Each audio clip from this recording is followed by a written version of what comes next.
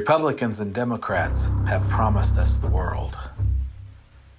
Medicare for all, no child left behind, equity, safer streets, and police reform, an end to the housing crisis, a more peaceful world, and a sound economy.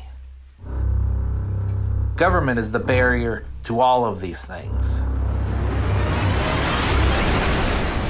If you're sick of the lies, fancy slogans, and broken promises, then join us in the Libertarian Party and help bring a real free market to the U.S.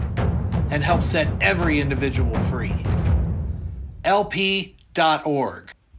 That's LP.org.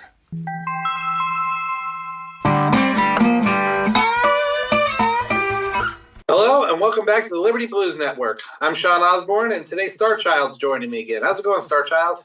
Very good. Thank you. Yeah, good to have you back on. So, we've been, I guess we talked about it a long time ago, so long ago you forgot about it, but we wanted you had mentioned to me about talking about how you like to, or it's like one of your things you like to do, or I don't know, man, putting it in the wrong terms, but you like to message a little to the left because you think it's something the party hasn't done very well at.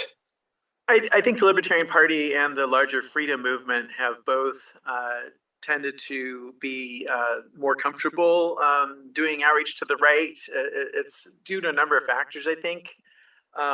Historically, the modern libertarian movement, some of the key figures, who were more involved with popularizing that. I mean, groups like the Foundation for Economic Education of Leonard Read and Murray Rothbard and Ayn Rand and people like this were a little bit more comfortable, I think, talking about economic liberties than civil liberties.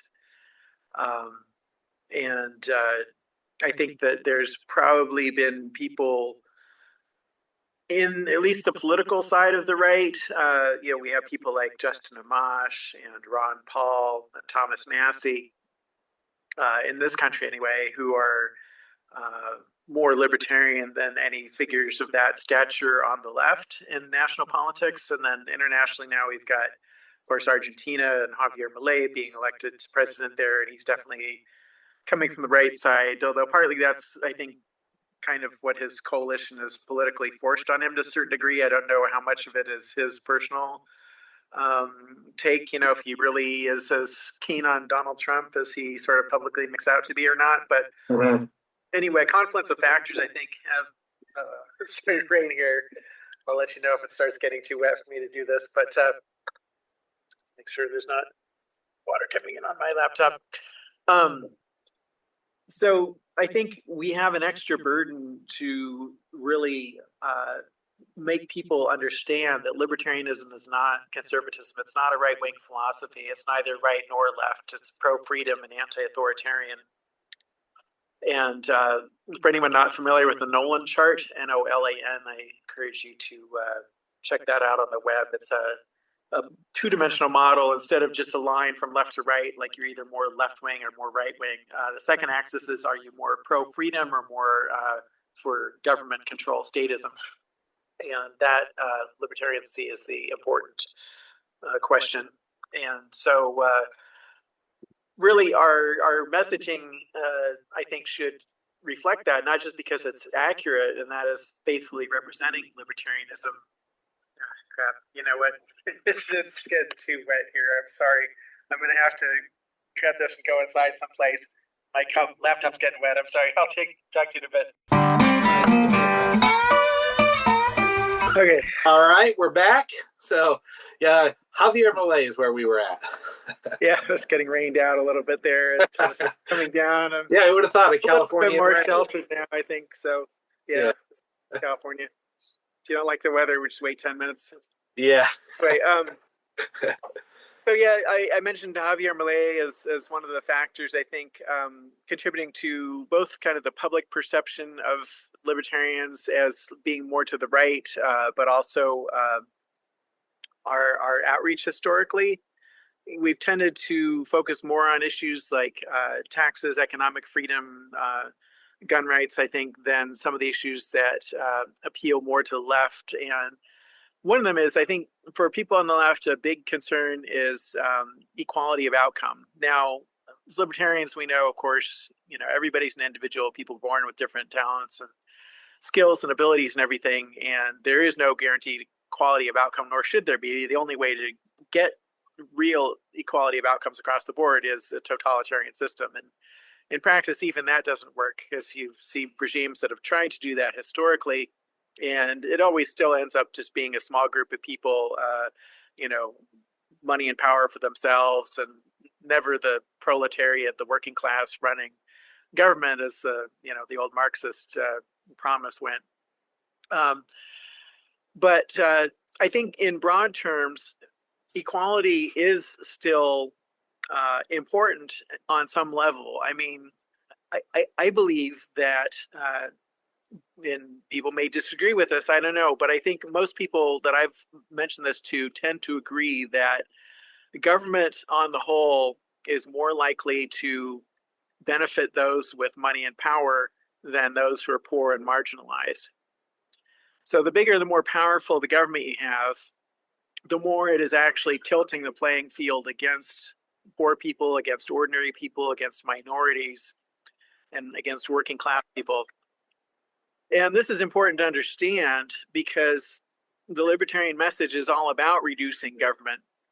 And in the 19th century, Alexis de Tocqueville, a famous French observer, wrote about the United States, not that long after the revolutionary period, came over and really remarked on how much of a sense of equality there was in the United States compared to Europe, which of course was still under monarchies largely, and very class stratified. But in the United States, everybody felt this broad measure of equality, and he talked about in his book Democracy in America how that really contributed to liberty. And he was basically quite a fan of the American project and saw it as a positive thing. But as government has grown in this country, interfering in more and more aspects of people's lives, and of course there's important positive exceptions to that. Government got out of the business of telling women they couldn't vote and be equal, and telling blacks, that they had to be slaves, and this kind of thing. So we've definitely made some important progress in this country and worldwide in terms of getting government out of certain types of interference in people's lives, some of which have been pretty horrific.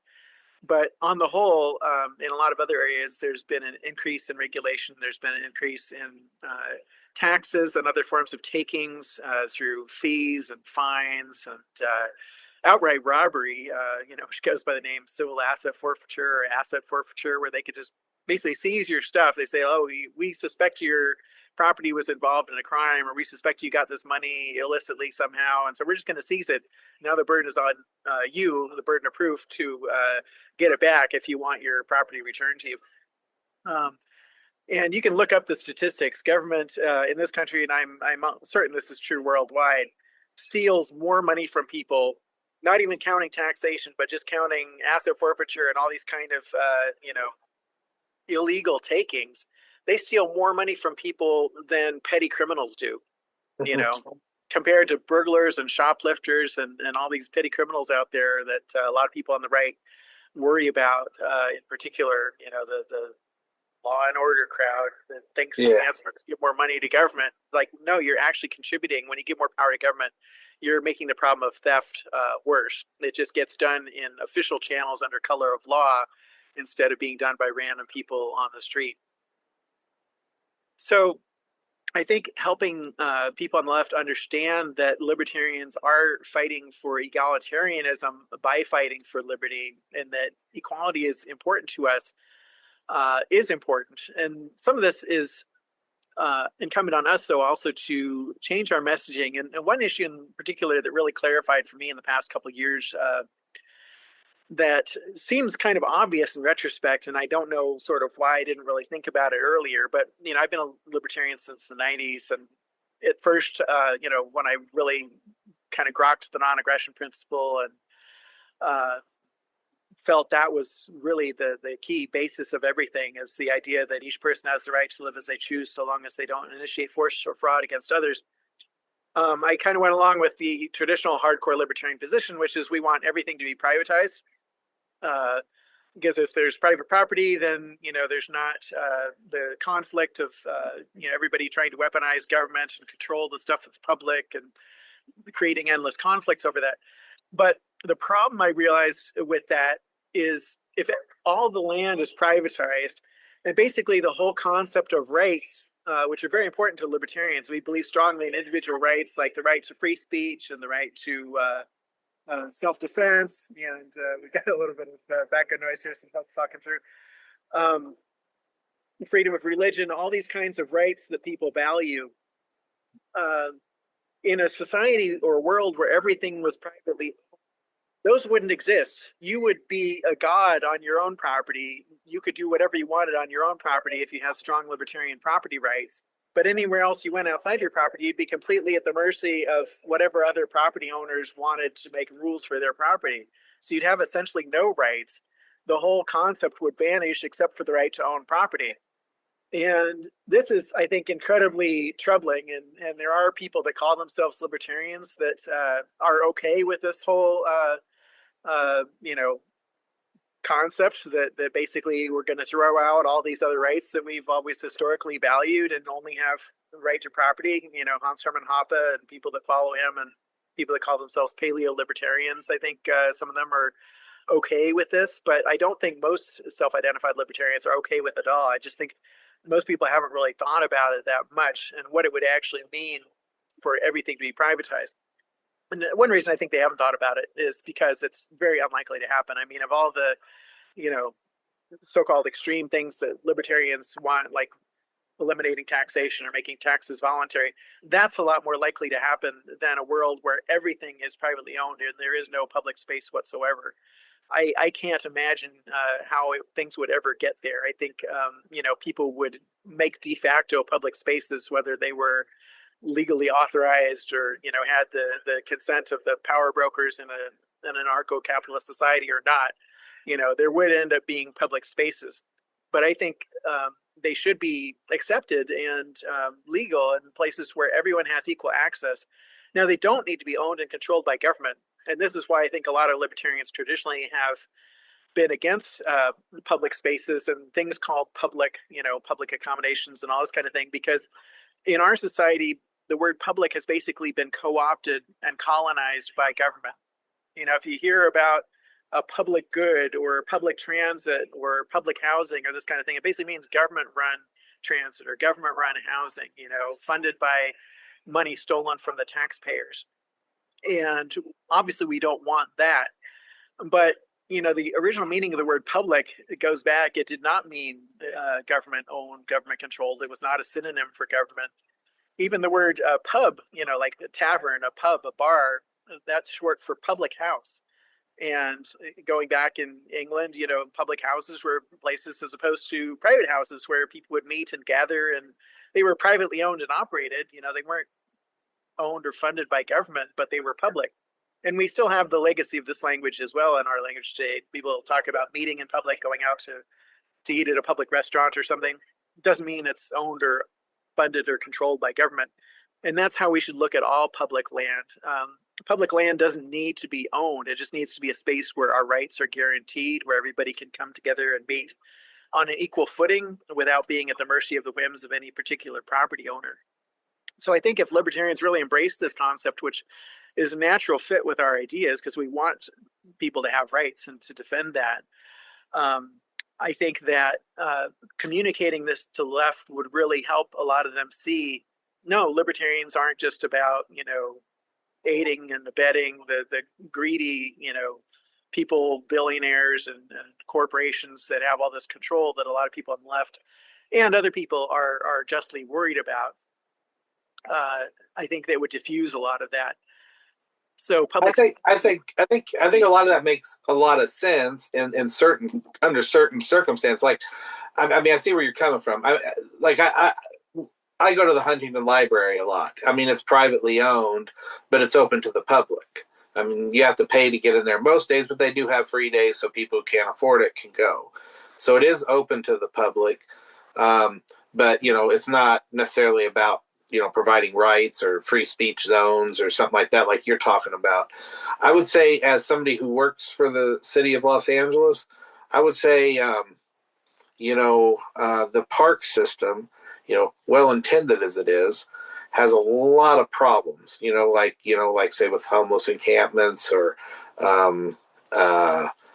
just you know, uh, I guess like certain things that have happened, like the plumbing being stole out of the bathrooms, and then the Yeah. government filling more, just over and over and again trying to fix a problem that just keeps happening, and they don't have any solution for it. And if it was privately owned and it wasn't on the taxpayer's dollar, that wouldn't be happening. So we're getting bilked for it in that sense, and government's just so inefficient. How would you say that would work in a situation where yeah, if we could click our magical libertarian button and make the world, run like we would love it to, that would be nice. But that I don't know if that's necessarily going to happen either, where government's ever going to do it properly. Yeah. Well, I think the rule for public areas should be basically that anyone can go and do anything they want in those areas, in those spaces, including improving them and maintaining them and so forth, as long as they're not interfering with equal rights of others to use the spaces. And when there's conflict, there needs to be some kind of process, or first come, first serve, sign up. But people, it's sort of like the old question, who will build the roads in a libertarian society without government? And it's sort of, a lot of these questions are sort of hard to have like ready, prepared answers, because if you look at history, voluntary solutions have been worked out to lots of these problems over time. Throughout most of human history, there wasn't like a strong local government that was regulating all this kind of stuff. People had to come to community solutions on their own. Okay, who gets to graze their cattle on the commons, for how much, how many cattle can you have there, how much land can they use, etc. People worked these things out and often came to pretty sophisticated arrangements. And I think that would still be the case in a libertarian society with public spaces. Just because there's not a profit motive of a private owner doesn't mean that people are not incentivized to care about these spaces. I mean, all you have to do is, go on a site like Nextdoor or to a local city council meeting, go out in the public space where you live, and you'll find people very concerned about what happens with the public space and wanting to have it look nice and be well maintained and this kind of thing. It's just that, again, government has colonized these functions, and we know that not only are they very inefficient, and it's not only because of the profit motive. It's because everything is politicized that government does, and people are rewarded for who they know and this kind of thing, rather than being able to provide a good service. But providing a good service can be a matter of community pride and neighbors coming together, when it's not all wrapped up in sort of the political power and who's going to control this power.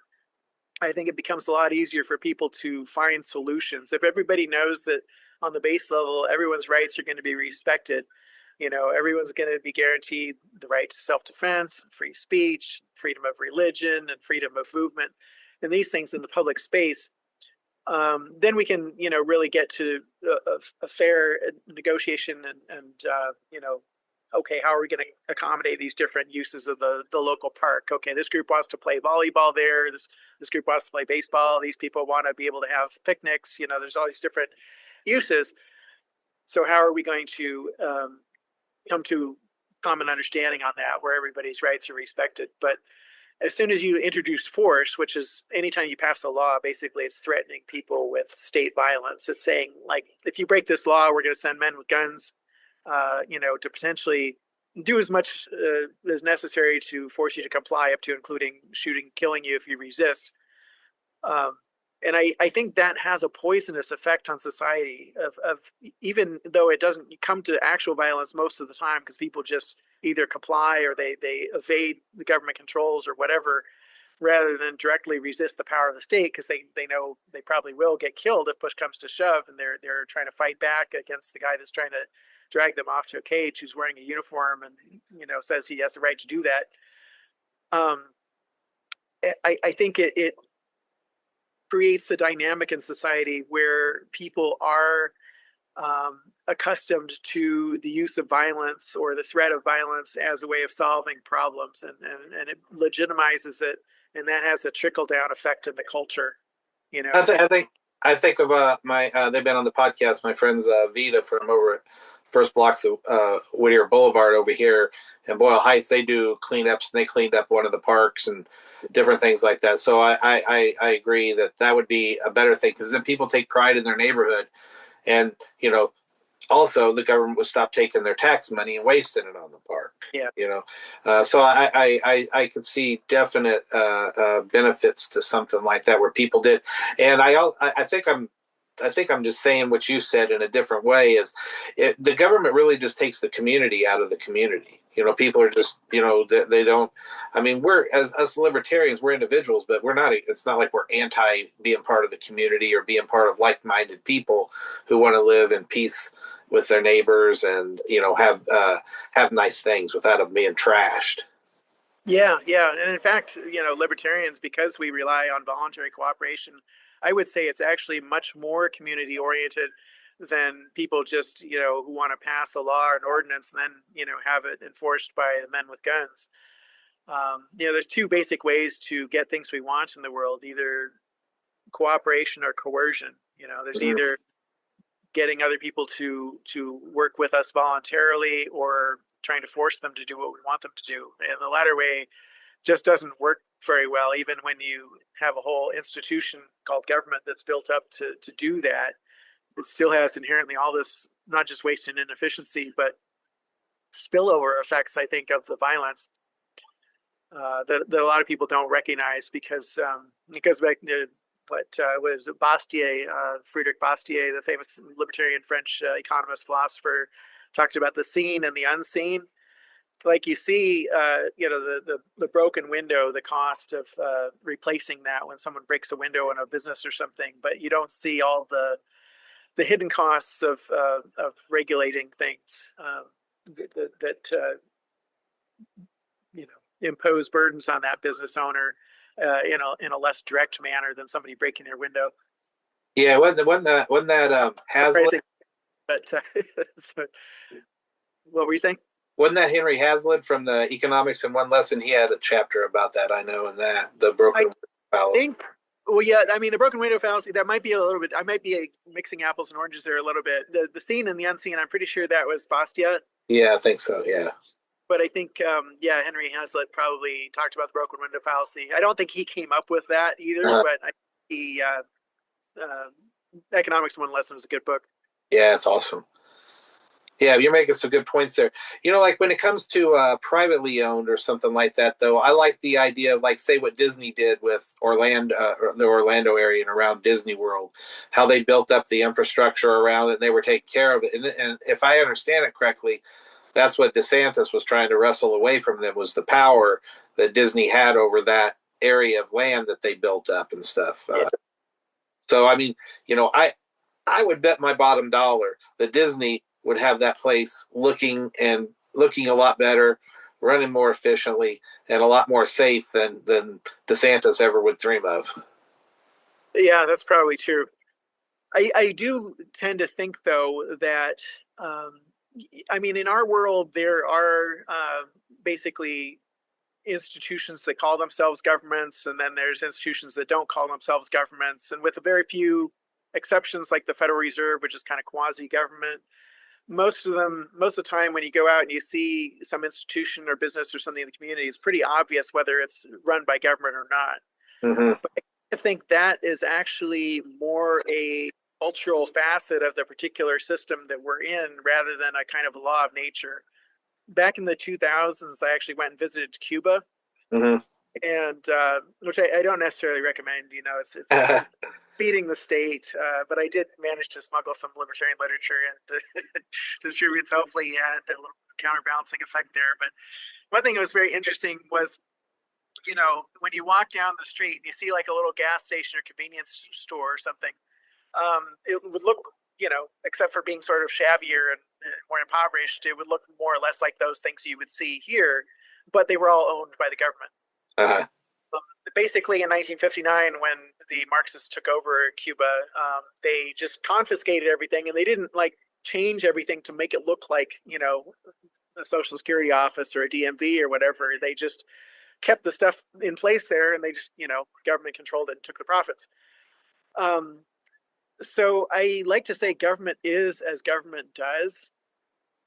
Just because an organization doesn't call itself government or doesn't look like government doesn't necessarily mean it's not acting like a government if it's trying to exert authoritarian controls. And that's always a matter of degrees. I mean, clearly the state is the worst. I don't know of any, the Disneyland is not going to, they might kick you out of their park or, hold you in a detention area for a little while if they think you're shoplifting or something, but they're not going to, try to police what you put into your own body.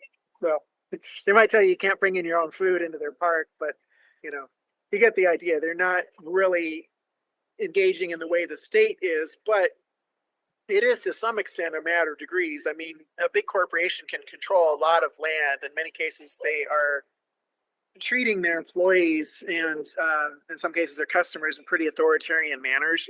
I've read like if you work for Amazon, if you're a driver for Amazon, you're getting spied on all the time while you're in your vehicle and you're making your deliveries, the timing, it's kind of a authority heavy surveillance system. And so something not being government controlled or funded where they're not getting the money from tax dollars doesn't necessarily mean that they are very tolerant of individual liberty and letting you make your own decisions, things that most people would want to control themselves. But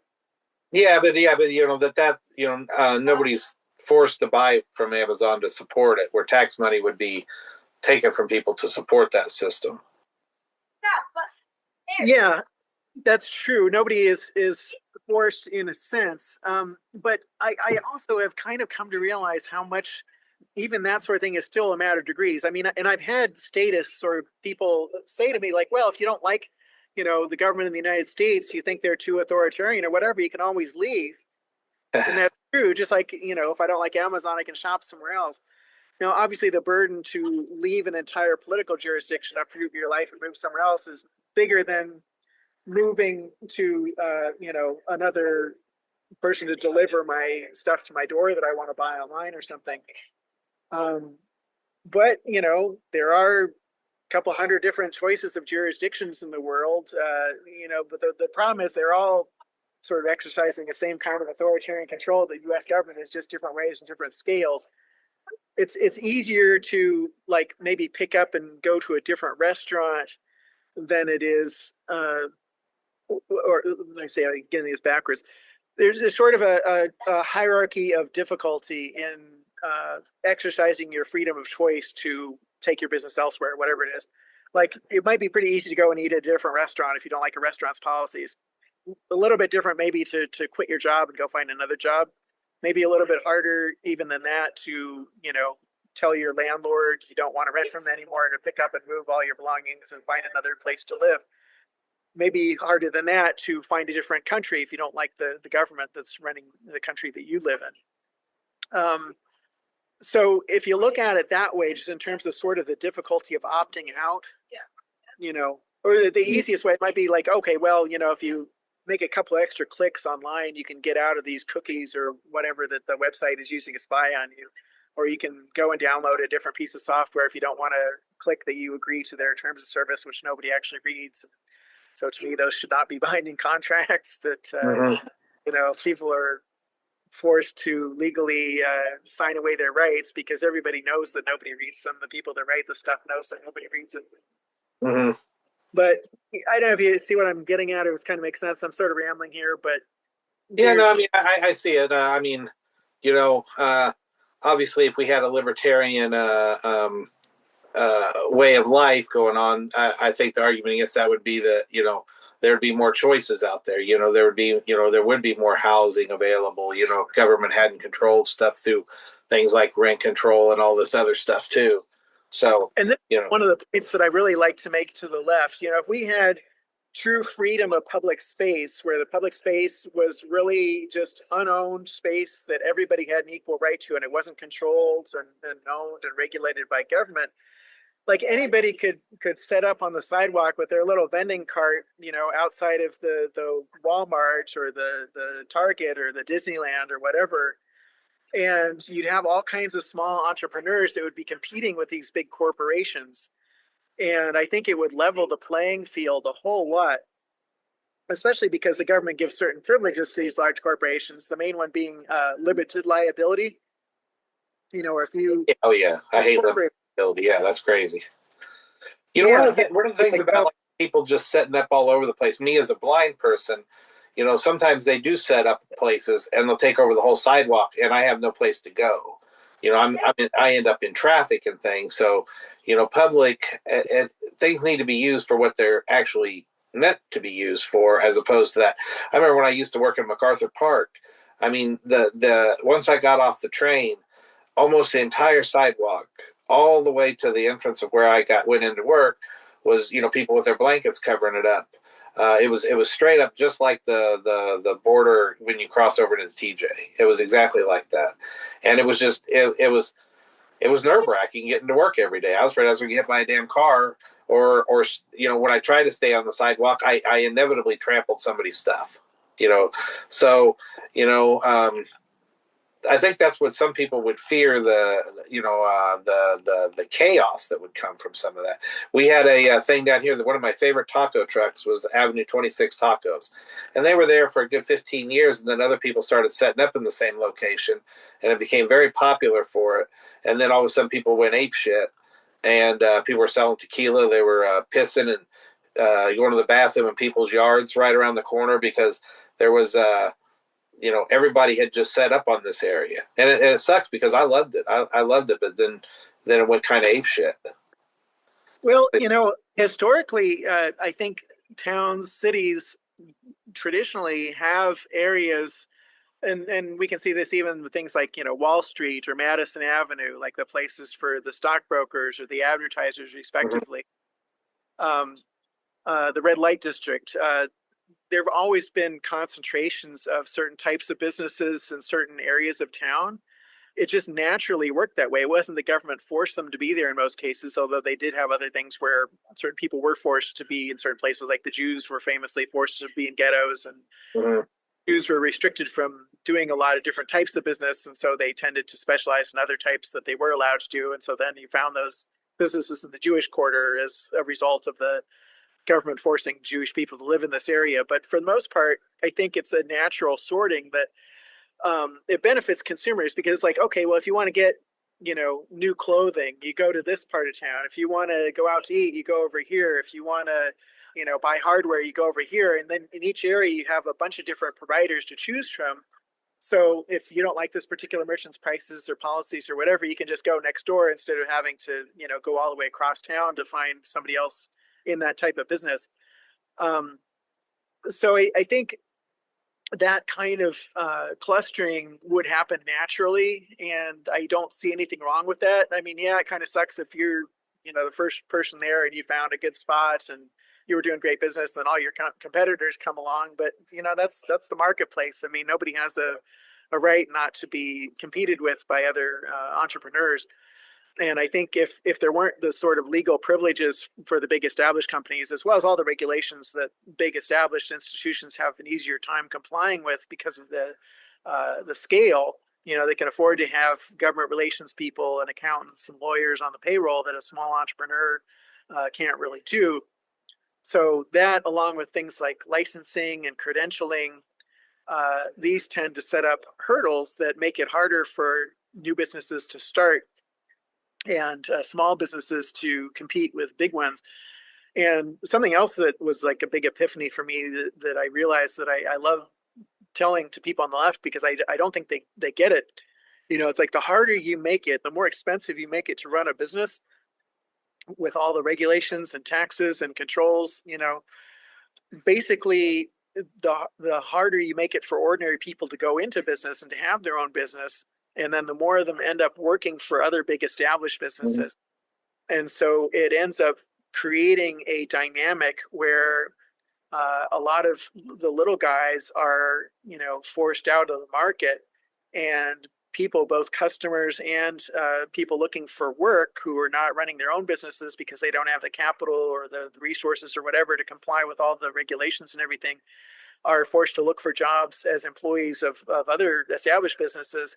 And so that puts them at those established businesses as an artificial market advantage, just like when you make it difficult, or expensive or illegal to provide housing, you put landlords at a competitive advantage, Mhm. renters. It used to be that lots of people ran boarding houses, and these were the places where low income people often lived, especially people that moved from place to place. You come to a new town and you'd lodge in the boarding house, which is like much cheaper than a hotel. You didn't come with room service or anything like that, but it was a roof over your head, and usually meals sometimes provided. Um, and that model largely, I think, has been regulated out of existence, at least in this country. I'm not sure if it's really prevalent anywhere, but that used to be, one affordable means for low income people to be able to get by economically. That's largely vanished. So there's a lot of these things, but I think that explaining some of them to people, and showing that libertarians care about these issues and we're thinking about the bread and butter struggles of people who are working and poor and homeless because they've been priced out of the housing market or whatever. Um, that is what we have to show people, because I really believe libertarianism, a voluntary consent-based society, is the most compassionate approach to organizing the world, basically. Um, but superficially, if you're not really looking at things holistically, not thinking about the seen and the unseen, it seems on the face of it like the leftist solutions are compassionate. It's like, well, if people don't have enough to eat, then let's just pass a law saying you have to feed them. If they don't have enough Yeah. housing, pass a law saying, the government has to provide housing for them or healthcare, whatever it is. But, as it turns out, those solutions are actually not compassionate, and you end up empowering the government, which, as I mentioned earlier, governments almost always end up being controlled and serving the interests of the wealthy and the politically connected, and almost never serving the interests of the poor and helping them over the the wealthy and the connected. Um, Mhm. the dream is always, oh, we're going to set up this government and it's going to, get rid of the corruption, and we're going to help the poor, and it's really going to be for the people. But power corrupts. That's the nature of power. So you create this big centralized power, and not only does it corrupt, it also attracts the corruptible, or the people that are already corrupt, the people that want to take advantage of that power, to enrich themselves and to empower themselves rather than to help poor people. And the bigger honeypot of power and control you create, the bigger government you have, the more things it's doing for people. It's involved in healthcare and housing and food stamps and everything under the sun. It creates all kinds of opportunities for the people running that system to engage in self-serving graft and to benefit their friends and their family and their business associates and whatnot at the expense of the common good. And I don't think there's any way around that. I think the only way to avoid that is not to have that concentration of power in the first place, to have a voluntary society where everybody is free to interact on the same basis in public. Everybody has the same rights. You can buy private property where you can do whatever you want on your own property. Um, and, and suffice it at that. Like if people also, I think, had the control over their own property to really do what they wanted there, they'd be less interested in trying to control other people through, controlling what happens in public space or what the government does. I think part of this authoritarian impetus comes from the fact that people feel impotent. They feel like they have no control in their lives, so they just reach out, lash out for wherever they feel like they can get some control. But if they each had a little piece of land where they could do whatever they want, I think it would tend to diffuse some of those feelings, that people would be more comfortable letting other people live and let live because they'd have their space where they could do their thing and nobody else would be able to interfere with that. Yeah. Going back to what you were talking about, making it harder for small businesses and people like that. I mean, here in Los Angeles, I mean, it rarely goes by without a month with them talking about, one of the more legacy kind of old restaurants in Los Angeles has closed its doors due to, rising prices of staying open, and different parts of regulation. A lot of businesses are folding left and right here, and we got a very left leaning government here, so it's not really working the way that they really thought it through. That's that unseen thing that you were speaking about earlier. They do all this stuff. They get tunnel vision and don't see the negative side effects of some of the status type policies. Yeah. Yeah. And something else you had said at the very beginning, how libertarian, like I came to libertarianism from the left. I believe in an earlier podcast, you said you grew up in more of a conservative family. Yeah. So, it's funny, you and I come at it from different points of view, because I came into it completely as a civil libertarian. I didn't know shit about economics. And, from different libertarian activists and stuff, that's where I learned it. Wasn't from the party. I don't think that's necessarily the party's point of view. I think the party should just be anti-government. I don't think it should be anything else. And it's up to us individuals to go out and do the work to, like, say that you're doing, because you communicate well to people on the left and help them understand that. And me, I was happy to hear from people who were more economically literate than me, because I didn't know shit. And then I read Mises and Rothbard and Bastiat and Hazlitt and all these other, and Friedman. I've read all these people now, and I have a better understanding. I would not call myself an expert by any stretch of the imagination, but I feel a lot more confident talking to somebody about it. And just like I know how to talk to people about, civil asset forfeiture and, police brutality and these kind of things. Because I did come in more from a left libertarian. I wouldn't call myself that at all anymore. I think I'm an anti-government, anti-authoritarian. I don't put myself on the left or right. Yeah. Yeah, well, ideally, I think that should be true for everyone that identifies as libertarian. I consider myself libertarian and anarchist without adjectives. I feel like what most people call, or I don't know about most, but a lot of people identify as anarcho-capitalist. To me, that's more or less what just actual anarchism is. But also with the dimension that a lot of anarcho-capitalists don't necessarily think about in terms of the broader anti-authoritarianism that goes beyond just state authoritarianism, but really just opposing people trying to control others, whether it's on a family level or a community level, just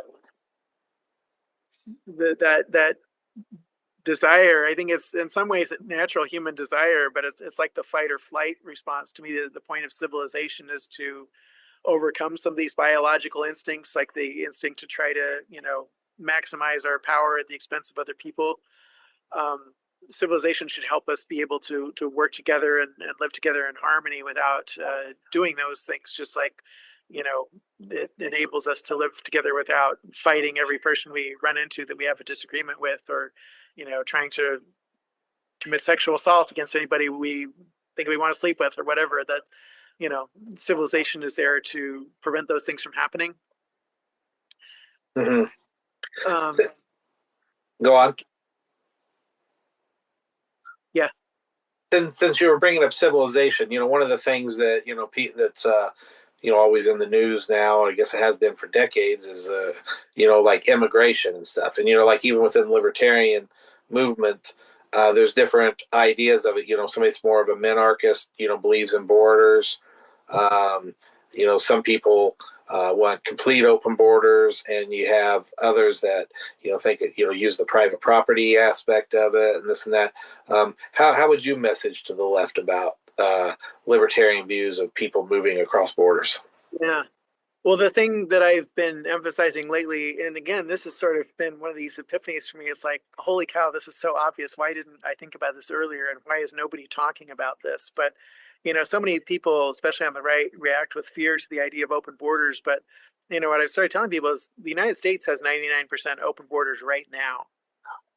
You can move between cities and counties and states without encountering walls or fences or border guards or customs officials or all this stuff that costs billions of dollars a year in stolen tax money to maintain, despite the fact that the United States is a huge jurisdiction. There's like 350 million people in this country. Basically, every kind of person you can find in the world, every socioeconomic background, every race, every religion, every nationality, you can already find inside the United States. And all those people have the ability to move around the country completely freely. You're from the LA area. I mean, how like different Compton, say, or South Central LA is from like Beverly Hills, right? I mean, it's completely, you could hardly get a more stark contrast. But those areas are just a few miles from each other, and there's complete freedom of movement between them. you know and yet the system works so great, there's so few problems with it, we scarcely notice or even think about it. The only place in the United States where there's a border that we hear about all these problems happening constantly is the most militarized and controlled border, the one between the southern states and Mexico. And that's not a coincidence, I think. It is the control, the militarization that is causing the problems. It's causing people to die in the desert, to get accidentally shot, and disrupting the flow of migratory wildlife, the habitats, and just all kinds of horrible ancillary effects of having big militarized controlled borders where you're trying to prevent people from moving around naturally. And if people just realize, the United States already has open borders and it works so well that nobody even notices or thinks about it. If that realization would just sink in, I think the whole conversation about border control could drastically change.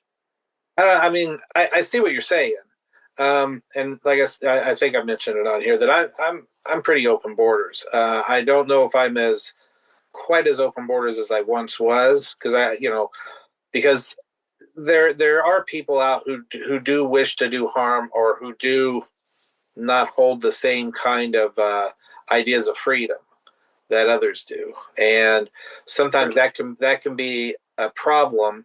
And also, I mean, I even my friends on the left, a lot of them, people who vote Democrat, they're not terribly fond of open borders. No, So it's not just people. this Republican myth that the Democratic Party is for open borders. They're definitely Yeah, not. yeah. But I So think they are for open borders within the United States. And so actually, if they would think about it and realize that the system works, they would stop being so worried about people coming from other countries. There's no call to like vet every single person coming across the border at Tijuana any more than there is to like vet everyone coming from South Central LA to drive across town to Beverly Hills or something. yeah. I mean, it wouldn't make our lives better to suddenly impose a lot of checkpoints and border walls, between different cities and counties and states in the United States.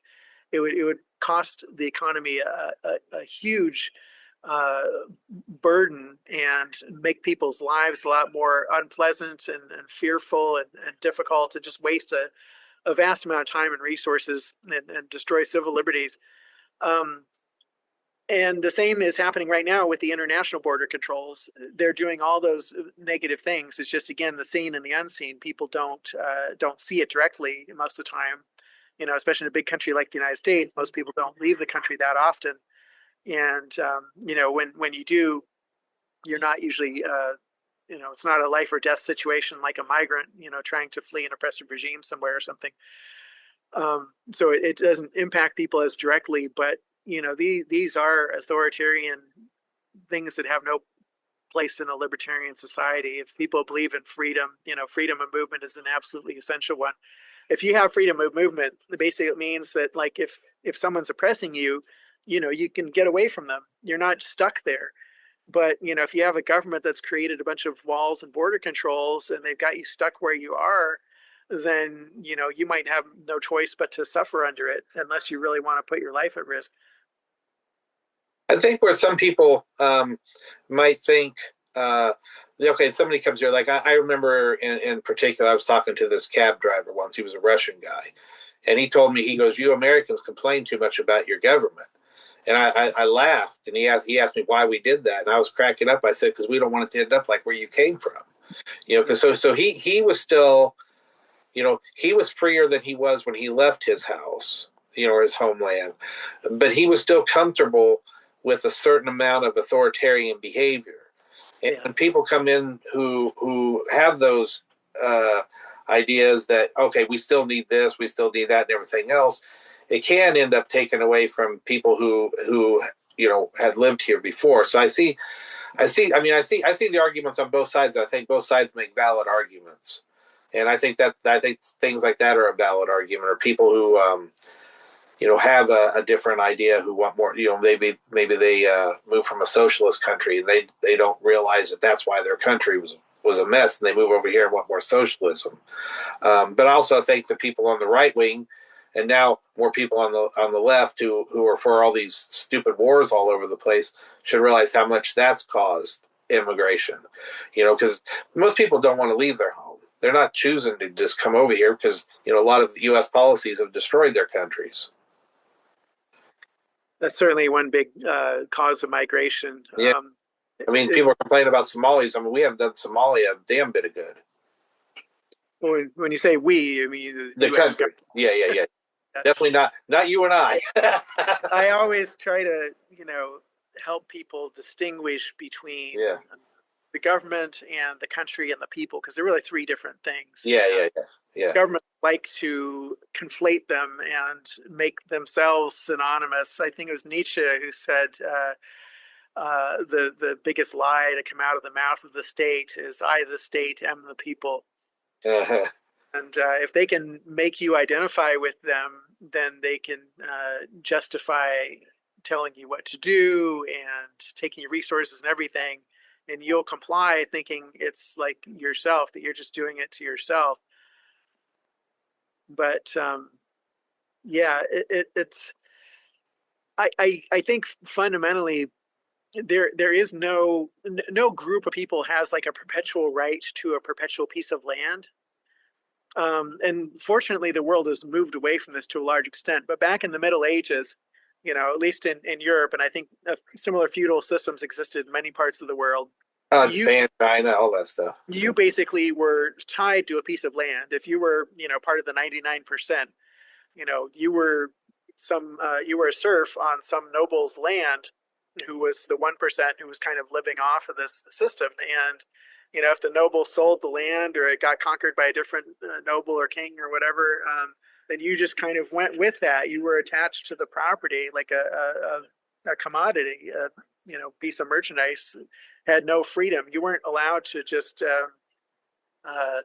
relocate where you wanted to under this system, even though that is everyone's fundamental birthright. I mean, you just look at the animal and plant kingdoms that, humanity evolved out of a state of nature. There's just no border controls. There's no, walls or any of that. The most you have are there's, some species that have hunting grounds or migratory patterns, but, they don't have anything like absolute property rights and don't generally try to maintain control over these vast distances the way that human governments have. They would be just narrowly like what a creature was actually using. How would you maintain a home for liberty and freedom in a world that's not terribly free then? Well, by not infringing on freedom more, which includes prohibiting people from moving around. It always reminds me of that old apocryphal probably story, but in Vietnam, the U.S. Commander who said we had to destroy the village in order to save it. Mm-hmm. That to me is like the people saying like, well, to save freedom, we have to violate people's freedom. It's like, no,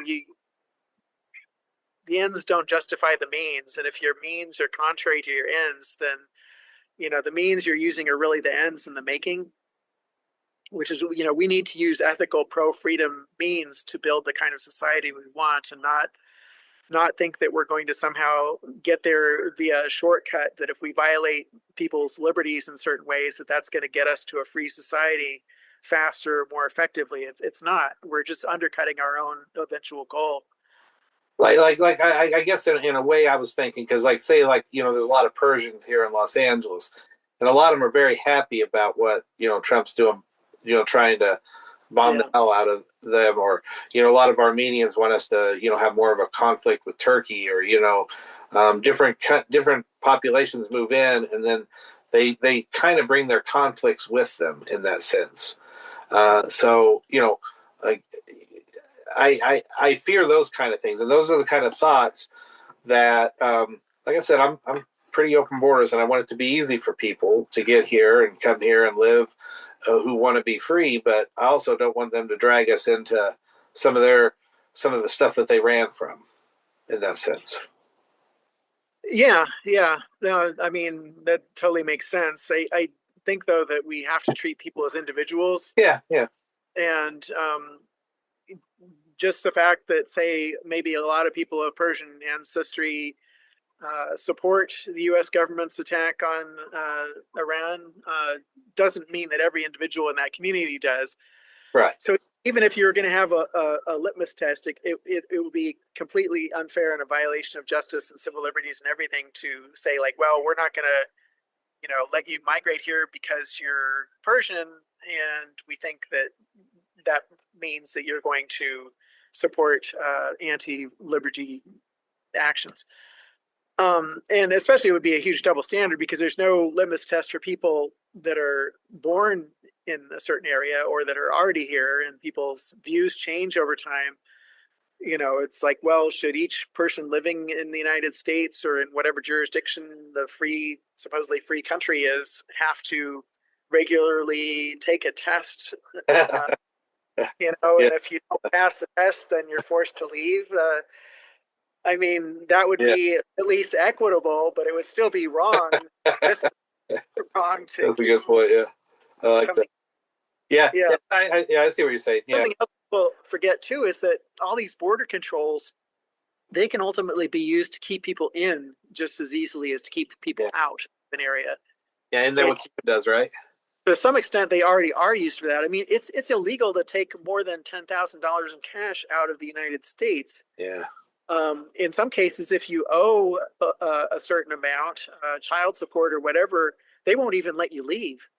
You yeah, know, um, and so people who think it's like I think Harry Brown. I don't know if he was the first one to say this. A lot of people have said it in different ways, but like anytime you're thinking of allowing government to have a power or thinking of supporting some policy to let them crack down on something or go after somebody that you don't like their behavior or whatever, imagine how that same power, that same law is going to be used in the hands of some other politician whose agenda and goals and beliefs you disagree with. yeah, Because sooner or later, it will end up in their hands. yeah. You know, things get set up under one administration or for one purpose, and then they end up being used to violate the rights of a completely different set of people or get used in a completely different way that people weren't expecting. In Germany in the 1920s was considered one of the most advanced and civilized countries in the world. One of the most progressive in many ways. I mean, they had a vibrant art scene. Homosexuality was flourishing there probably more than anywhere else in the world at the time in terms of being able to be open and have equal rights and this kind of thing. People didn't see the Nazis coming, but they had built up this strong central government in Germany that was overspending and engaging in a lot of the kind of statism that leads to that honeypot being created. And so then when there's war or economic downturn and people start getting desperate and then they start being willing to listen to a demagogue like Hitler, you know the situation was already ripe for him to come in and take control and really do horrible things. And that kind of power was not just something that the Nazis came and developed on their own after they got into power. It had already been set up for them under the Weimar Republic and previous German governments that had engaged in deficit spending and building up the state and everything. Mhm. So Yeah, I agree with you, because we don't want to think of people just because they're a Persian, they're on some list, or an Armenian because they're on a list as much as a Muslim or anybody else or a Latino. That's one thing I think people who are not libertarians get in a real bad habit of is, they paint people with one brush because of where they were born or what religion they are and things like that. And I hate groupthink. It's terrible because we're all individual. Yeah, even us as libertarians. I mean, we're all about freedom, but you have your certain way of talking about things. I do my way, and we have our strong points and where we can talk about things, or like how people want to be free. And to more of your point, if the federal government doesn't have that power, it doesn't matter if a bunch of Persians move over here and want to go to the U.S. go to war with Iran, because the government doesn't have the power to do it. Yeah. Right. The other thing we need, I think, a stronger civil society or voluntary sector, as I like to call it, capacity for military assistance. Because there are many people living under oppressive regimes around the world who are probably not readily going to be able to change the circumstances in those places without outside assistance. And even the American Revolution, which is really a war of secession, I call it the first U.S. War of Secession, probably would not have succeeded, at least not on the same timeline, without support from the government or the monarchy of France.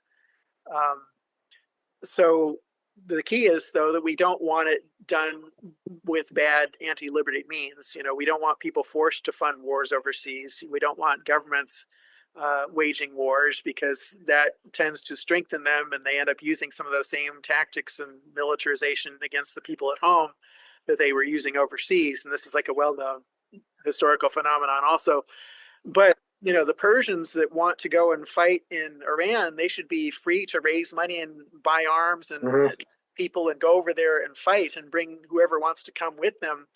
Just like Americans in the 1930s went over to fight fascism in Spain in the I was Spanish getting ready to talk about that. Yeah. Civil War against Franco. There's the Abraham Lincoln Brigade. Hundreds of thousands of people went over there from the United States. And that kind of thing, governments don't like it because it challenges their monopoly on violence. They want to be the only ones with the power to wage war, and they want to control foreign policy in relation with other countries. But allowing that outlet of people to organize and do these things on their own would take the pressure away from people trying to force the U.S. government to get involved in these wars and conflicts, because they'd be free to do it in their own communities and to raise money and so forth. Are you aware of what laws keep you from doing that? Because I know there was, obviously you can't donate to terrorist groups, right? But as things are labeled, quite a lot of times, obviously incorrectly. But I remember that back in the day, in the '90s, I remember you couldn't really talk about Sinn Féin in Ireland, and you weren't allowed to broadcast certain people's stuff, coming out of Ireland, and the U.S. wouldn't talk much about Sinn Féin because they were against England. When they were fighting for liberty in Northern Ireland. So I don't know what kind of laws stop people from, obviously people aren't going over to places to fight for the most part, but I don't know if I've heard about some Americans going to Ukraine. And yes, actually, it is a bit of a legal gray area, and I feel like the law is not well fleshed out in this area, which kind of creates an opportunity. But the fact that it isn't clearly legal, it also has a chilling effect. mm-hmm. There's one called the Neutrality Act, that interferes with people's ability to do this to some degree. But I don't know exactly where the lines are. And there is one group that I recommend to people all the time, which is kind of a libertarian voluntary sector group that is involved in Ukraine and in Syria and other places where they've helped provide training and religious equipment and even people fighting on the ground against oppressive regimes. It's called Sons of Liberty International. It's sonsoflibertyinternational.com or at official solely on X, Twitter, if you use that platform. I know I'm following them on there. And they're a small organization, but we need more groups like that who are providing non-state military assistance as an alternative to government war making. Yeah, I agree. No, that's good. And it takes the it takes the taxpayer out of it and everything. If you're somebody who, I mean, we're all individuals. We all care about different things. Somebody might care more about the Palestinian cause or the Ukrainian cause or what's going on in Sudan or Nigeria. So somebody might, that might be where their heart lies. If they want to give to that, then they should be able to. Or if your emotions send you closer to home and you'd rather help out somebody here and you'd rather have your money spent here, so be it. Or save it for Yeah. your family. It shouldn't be taken by force and sent someplace for something that you not yourself might not be 100% behind. You might have the Yeah. consent of it, or hell, you could be against it. I don't know. So you shouldn't have to be forced to be for something or against it. Yeah. And it's such a beautiful idea. And I sure wish more people could see that and just have the respect. I mean, love gets a lot of talk and currency in our society. And like, why can't we all just love each other and so forth? And I feel like that's great as an ideal. But it's a pretty big ask. I feel Yeah. like, maybe if first we could all just like agree to tolerate each other, maybe if we don't Yeah. necessarily like each other, love each other, but if you could just like refrain from trying to force people to do things, you Mhm. know, even if you think it's a really good idea, just don't use violence or the threat of violence or government to try to, mandate people behave a certain way or give a certain amount of their money to whatever cause you think is important, um, because that's just violating the most basic level of respect and tolerance. And we're never going to get to love if we can't even let people, make their own decisions in their own lives about how to run their businesses, raise their kids, what to put into their own bodies, where they choose to move, all these things. Um, that's got to be a starting point, is to just give people the freedom, and if they violate the rights of others, then hold them accountable for that and have them pay restitution to their victims and so on. But Yeah, it's don't. hard to have love when you can't even get respect. Yeah, And that's the thing. I think some people misrepresent things like, 'cause somebody might disagree with the way I live my life. They don't have to respect me and my lifestyle, but they have to respect my right to live my life that way. yeah. You don't have It's to a little condone confusing my because life. there's two different meanings of the word respect, and Yeah, a lot of people say like, "Well, respect has to be earned," and a certain type of respect does. yeah, But that kind of respect, that's really admiration. What we're talking about is a synonym for admiration. mhm, You know, you don't have to admire me, you know, but you do have to respect my rights. I have to respect your rights, even if I don't admire you. yeah. That that's the difference there, I think. Yeah, I think that's a hang up some people get. Like I think some more conservatives didn't like the whole. Like I see people. Not necessarily libertarians, obviously, but Republicans who had been more pro cannabis. Now they're like not so much pro cannabis, and I see a bigger push on the right to, keep weed criminalized lately and stuff like that. And uh, Oh, really? You yeah, think we're losing down on cannabis now? they're down on cannabis because it causes schizophrenia and all these other things they're saying, and But I think it's still. I mean, jurisdictions keep adding. I mean, yeah, almost every state now, it's at least legal for medical use, if not recreational, and the number yeah, keeps growing. And around the world, I do feel like that's one area where things have been making progress. Is yeah, like war on drugs. yeah, Uh, but at the same time, I realize how far there is to go, because like just a few years ago here in San Francisco, which is like you would think one of the more anti-drug war places, but they voters approved a ballot measure to criminalize the sale of menthol cigarettes. yeah. That's just crazy. Oh, it's just, yeah, people. There's so much interest in finding scapegoats, and a lot of it has to do with lifestyle. So he's like, oh, Mhm.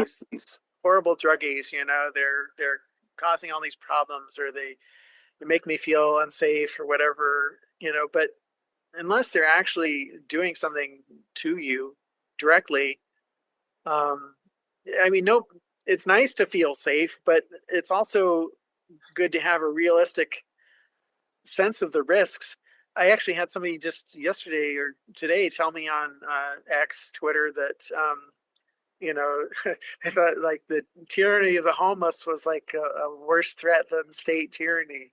It's like, what are you talking about? You know, this is absolutely crazy. Like, homeless people aren't telling you what you can put into your own body. They're not stealing your money. They're not trying to criminalize you for driving, too fast, or it's just any number of the million things that the government is trying to do to control your life. Even if some people were trying to do those things, if there's some people on the street that'll mug you or violate your rights, that's those individuals. They're not an institution. Yeah. But I think people just so find it so easy to demonize and scapegoat the other, quote unquote, whether it's people who have less money than them or people with a different skin color or a different nationality. But Pray like the you're wrong way. what's that? Pray the wrong way. Yeah, I mean, there's worldwide, yeah, that's still, I guess, in some areas a big thing. Fortunately, the United States at least seems to have gotten past a lot of the religious conflicts that historically existed. I mean, it used to be like back when Kennedy got elected back in the 1960s, it was like a huge deal that he was a Catholic. People weren't sure we have a Catholic president, It'd be like having a transgender president or something today. People just weren't sure that that was something they could be okay with. Is he going to be taking orders from the Pope? Right. Yeah. These were real concerns that people had. Yeah, I remember. I'm old enough that I was born in the '70s, so they were still talking about that in our classes. Growing up, talking about how he was the first Catholic president and everything. That was still a big deal. Yeah. So, can you think of any other topics you'd like to hit up before we wrap it up? Maybe it's be a good point to wrap it up. I'm feeling kind of ready to. That's cool. Well, as always, I appreciate you coming on. I'm happy to come back. Though we could talk about some other stuff. There's always lots of things that can be discussed. And yeah. Always happy to have you come back. If you ever do anything like that, I don't know. Just what was that again?